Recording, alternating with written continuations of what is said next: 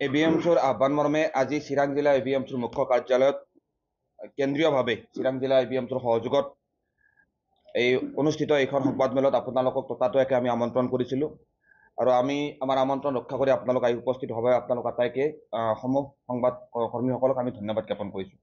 ইতিমধ্যে আমাৰ এবিএমছৰ সন্মানীয় সাধাৰণ সম্পাদক জাহিৰুল শেখ ডাঙৰীয়াই গোটেইখিনি কথা আৰম্ভণি কথাখিনি আপোনালোকৰ সন্মুখত কৈছে। তো আমাৰ এইখন সংবাদমেলত আজি এবিএমছৰ কেন্দ্ৰীয় সমিতিৰ সাধাৰণ সম্পাদক উপসভাপতি ৰফিকুল ইছলাম ডাঙৰীয়া, আমাৰ সহকাৰী সম্পাদক আনোৱাৰ হুছেইন ডাঙৰীয়া, আমাৰ কেন্দ্ৰীয় সমিতিৰ সাংস্কৃতিক সম্পাদক মইনুল হক ডাঙৰীয়া, প্ৰচাৰ সম্পাদক শ্বাহজাহান আলী ডাঙৰীয়া, চিৰাং জিলা এবিএমছৰ সভাপতি আটোৱাৰ ৰহমান ডাঙৰীয়া, সাধাৰণ সম্পাদক মুছাৰফ হুছেইন ডাঙৰীয়াকে আদি কৰি চিৰাং জিলা আৰু কেন্দ্ৰীয় সমিতিৰ যথেষ্টখিনি বিষয়ববীয়া ইয়াত উপস্থিত আছে। আজি ইতিমধ্যে সাধাৰণ সম্পাদক ডাঙৰীয়াই কোৱা অনুসৰি অসমত প্ৰকৃত ভাৰতীয় নাগৰিকৰ ওপৰত আজি দশক ধৰি বিদেশীৰ নামত যি অত্যাচাৰ চলি আছে, এই অত্যাচাৰ হাৰাশাস্তি বিগত 10-12টা দিনত এক চূড়ান্ত পৰ্যায়লৈ গতি কৰিছে। ইতিমধ্যে আমি এবিএমছয়ে বিগত কেইটামান দিনত অসম চৰকাৰৰ দ্বাৰা প্ৰকৃত ভাৰতীয় নাগৰিকক ৰাতিৰ আন্ধাৰত আটক কৰি বিভিন্ন ডিটেনশ্যন চেণ্টাৰে হওক বা ভাৰত বাংলাদেশ সীমান্ত পাৰ কৰি দিয়াৰ যি ঘটনা সংঘটিত কৰিছে অসম চৰকাৰে, এই ঘটনাৰ আমি তীব্ৰ বিৰোধিতা কৰিছোঁ। এই ঘটনাৰ বিৰুদ্ধে আমি আইনী তথা ৰাজপথৰ আন্দোলনৰ ব্যৱস্থা আমি গ্ৰহণ কৰিছোঁ। আজি চিৰাং জিলাৰ কাজলগাঁও মহকুমাত 5জন বিশেষ ব্যক্তিৰ ঘৰলৈকে এবিএমছৰ কেন্দ্ৰীয় সমিতি আৰু চিৰাং জিলা সমিতিৰ শতাধিক দল আমি পৰিভ্ৰমণ কৰিছিলোঁ। আপোনালোক আটাই জানে যে যোৱা 23 আৰু 25 মে তাৰিখে চিৰাং জিলাৰ পূব এংকৰবাৰী গাঁৱৰ সোহৰাব আলী পাৰমাণিক, চিৰাং জিলা ছাতিপুৰ গাঁৱৰ চাহা আলী, চিৰাং জিলা ছাতিপুৰ গাঁৱৰ আব্দুল শেখ, চিৰাং জিলাৰ চালজোৰা গাঁৱৰ মজিবৰ শেখ আৰু চিৰাং জিলাৰ বাসুগাঁও থানাৰ অন্তৰ্গত ছেকেণ্ড বেপাৰী ইয়াৰ সোহৰাব আলী, চাহা আলী, আব্দুল শেখ আৰু মজিবৰ শেখক যোৱা 23 আৰু 25 এপ্ৰিলৰ মাজনিশা চিৰাং জিলাৰ অন্তৰ্গত কাজলগাঁও আৰক্ষী থানাৰ সীমান্ত আৰক্ষী আৰু কাজলগাঁও আৰক্ষীয়ে মাজৰাতি তেওঁলোকক ঘৰৰ পৰা কোনো ধৰণৰ কাৰণ পৰিয়ালক অৱগত নকৰাকৈ তেওঁলোকক আটক কৰি আনে। ঠিক তেনেকৈ যোৱা 25 মে তাৰিখে চিৰাং জিলাৰ বাসুগাঁও থানাৰ অন্তৰ্গত ছেকেণ্ড বেপাৰী নামৰ ব্যক্তিজনক, চুৰিবাৰী গাঁৱৰ অন্তৰ্গত ছেকেণ্ড বেপাৰী নামৰ ব্যক্তিজনক বাসুগাঁও আৰক্ষীয়ে তেওঁ ঘৰৰ পৰা কোনো ধৰণৰ কাৰণ তেওঁৰ পৰিয়ালক অৱগত নকৰাকৈ আটক কৰি আনে। আৰু এই তেতিয়াৰ পৰা এতিয়ালৈকে আজি প্ৰায় এটা সপ্তাহ পাৰ হৈ গ'ল, পৰিয়ালৰ লোকে সেই ব্যক্তি 5জন কোনখিনি ঠাইত আছে এতিয়ালৈকে কোনো ধৰণৰ তথ্য জানিব পৰা নাই।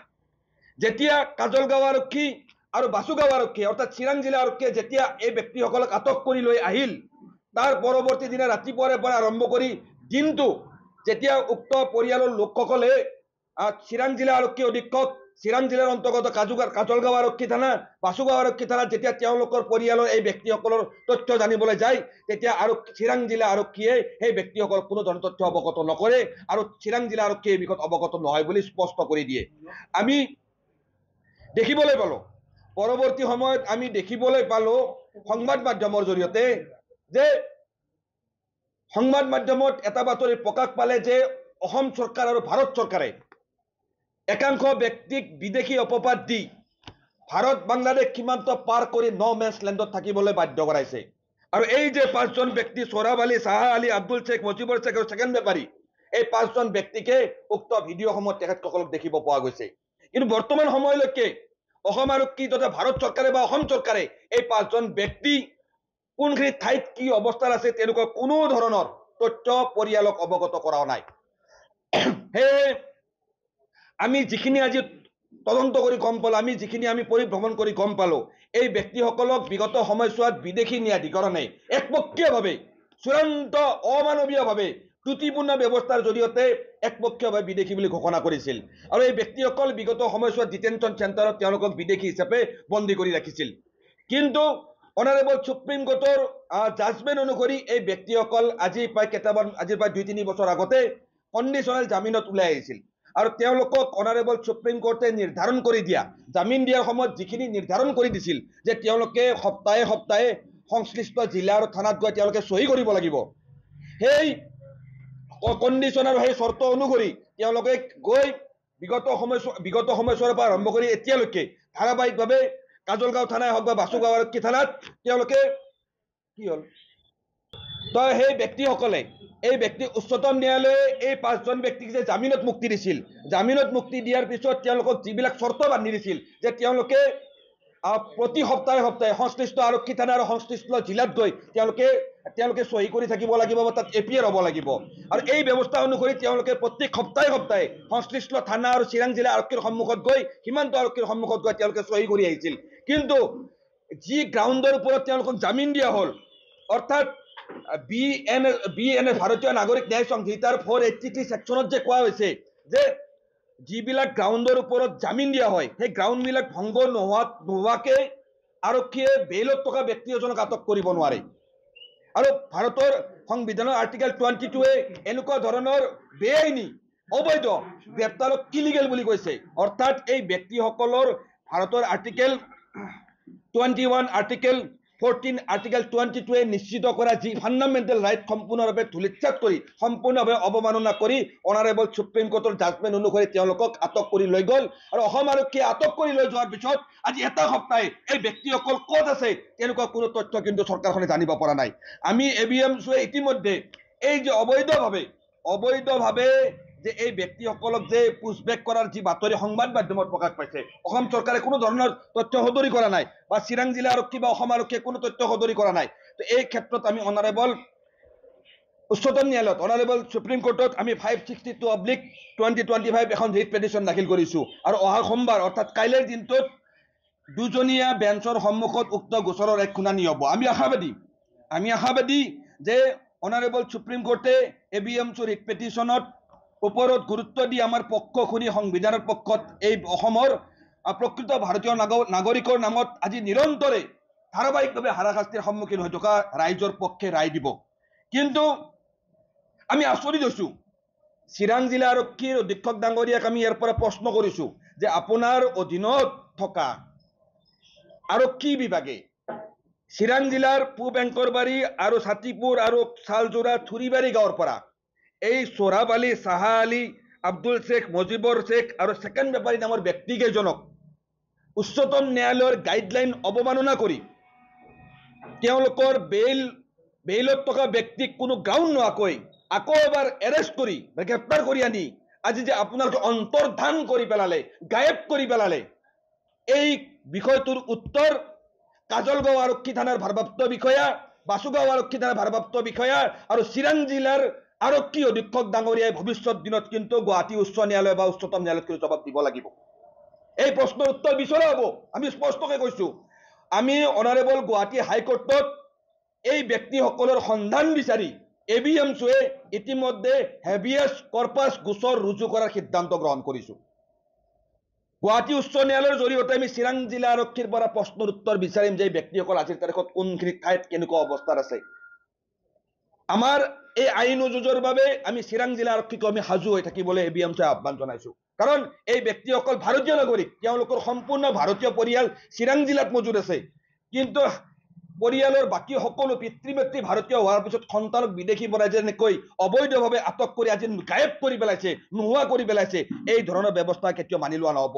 এইখন দেশত এতিয়াও আইনৰ শাসন আছে, এইখন দেশত এতিয়াও সংবিধান আছে, এইখন দেশত এতিয়াও উচ্চ ন্যায়ালয়, উচ্চতম ন্যায়ালয় আছে।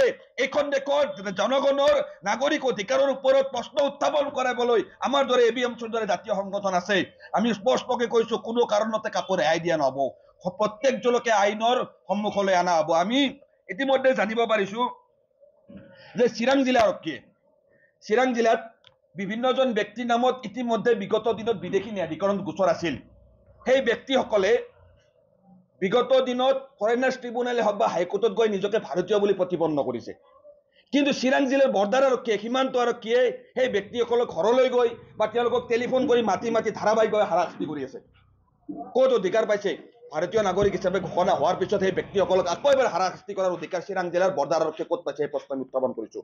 আমি সকীয়াই দিছোঁ, এনেকৈ প্ৰকৃত ভাৰতীয় নাগৰিকক কাৰোবাৰ ৰাজনৈতিক উদ্দেশ্য প্ৰণোদিতভাৱে যাতে কোনোৱে চিৰাং আৰক্ষীয়ে এনেকুৱা ধৰণে হাৰাশাস্তি কৰাৰ পৰা বিৰত থাকে। নহ'লে আমি এইখিনি কথাও অনাৰেবল সুপ্ৰিম কোৰ্টলৈ লৈ যাবলৈ বাধ্য হ'ম বা ইতিমধ্যে লৈ যোৱাৰ সিদ্ধান্ত গ্ৰহণ কৰিছোঁ। আমি স্পষ্টকৈ কৈছোঁ, আমাৰ ABMCয়ে অনাৰেবল সুপ্ৰিম কোৰ্টত দাখিল কৰা ৰিট পিটিশ্যনত এই গোটেইখিনি অসম আৰক্ষীৰ যি অবৈধ কাৰবাৰ, মানুহক ৰাতিৰ আন্ধাৰত ঘৰ বাৰীত ক্ষতিসাধন কৰি ঘৰ লঠিয়াই ভাঙি মানুহক আটক কৰি লৈ গৈ বাংলাদেশ সীমান্ত পাৰ কৰি মেন্সলেণ্ডত যে এৰি দিলে, মানুহৰ তথ্যবাদী নোহোৱা কৰি দিলে, এই যে কাৰবাৰ, এই কাৰবাৰৰ গোটেইখিনি কথা আমি সুপ্ৰিম কোৰ্টত ইতিমধ্যে অৱগত কৰাইছো। আৰু এই ব্যক্তিসকলৰ সন্ধান বিচাৰি আমি গুৱাহাটী হাইকোৰ্টত প্ৰত্যেকজন ব্যক্তিৰ মানে ক্ষেত্ৰত আমি একোটাকে হেভিয়াছ কৰ্পাছ গোচৰ ৰুজু কৰিম। আৰু প্ৰয়োজনত অসম আৰক্ষীৰ চিৰাং জিলাৰ বিষয়ববীয়াসকলেও ইয়াৰ উত্তৰ অনাৰেবল গুৱাহাটী হাইকোৰ্টত দিব লাগিব। উত্তৰ নিদিয়া পৰ্যন্ত আমাৰ এই বিয়ন্তৰ সংগ্ৰাম চলি যাব। এই যে ধাৰাবাহিকভাৱে, কাৰণ চিৰাং জিলাও নহয়, আজি কোনোবা ব্যক্তিক যদি বিদেশী ব্যক্তি আছে তেওঁক ডিপৰ্ট কৰি দিয়া হওক, কিন্তু এনেকৈ ৰাতিৰ আন্ধাৰত মেন্সলেণ্ডত পেলাই দিবলৈ কোনো আইনী ব্যৱস্থা নাই, এয়া বেআইনী। এটা যদি বিদেশী হয় এটা ফৰ্মেল ডিপৰ্টেশ্যন এটা প্ৰচিডিউৰ আছে, য'ত ministry of external affairs, home ministry তাত ইনভলভ হ'ব লাগিব, এটা কাগজৰ প্ৰক্ৰিয়া।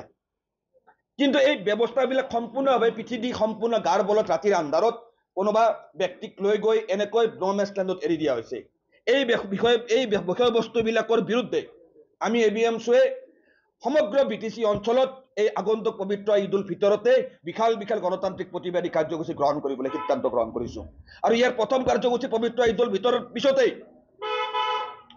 আমি এবিএমছুৰ উদ্যোগত চিৰাং জিলা এবিএমছুৰ সহযোগত চিৰাং জিলাৰ মাজমজিয়া কাজলগাঁৱত এবিএমছুৰ বিশাল গণসমাৱেশ অনুষ্ঠিত কৰিম। আৰু এই গণসমাৱেশ অনুষ্ঠিত কৰি আৰক্ষী চৰকাৰৰ এই অগণতান্ত্ৰিক বেআইনী এই কাৰবাৰৰ বিৰুদ্ধে আমি তীব্ৰ জংগী প্ৰতিবাদ সাব্যস্ত কৰিম।